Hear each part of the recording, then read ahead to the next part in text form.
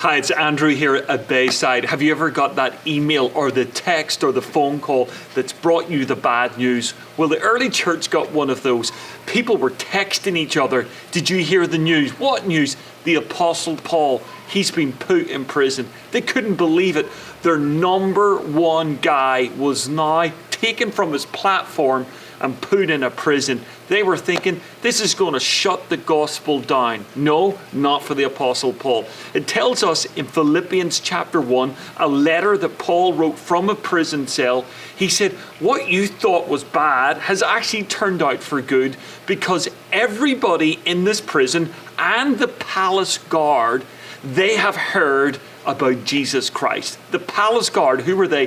That was thousands of soldiers had now heard about Jesus. And importantly, the palace guard were the guys who were like the kingmakers. They were the ones that were literally crowned the next emperor, the big influencers. And Paul was telling them about Jesus. We're in a season and it looks like everything's closing us in, but not for the Church of Jesus Christ. This is the moment where we don't get confined. This is the moment where we expand. And that has always been true of the people of God. Way back to the children of Israel in Egypt, it says this, that the more that they were beat up, the more they multiplied. That's the sign of the blessing of God.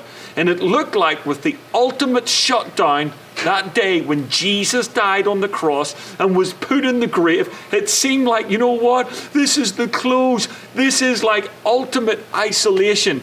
Jesus would have none of it, and on the third day he was raised from the dead for you and for me, and it's been the best thing for us and for eternity. I want to encourage you with this. Don't let everything that's going on try to close you down. Do you know what? Let it expand you. Start texting people. Share with them the good news. Share the love of Jesus Christ. Yeah, get on PayPal. Get on Apple Pay. Send someone some money if you know that they're in need. Bless people. Pick up the phone and call a relative and just say that you love them, that you're thinking of them. Bring groceries to someone. This is a moment where we're not going to shut down. This is a moment where we're going to expand and where we're going to blow up for the glory of God. Today is our day. I encourage you to use it for the glory of God.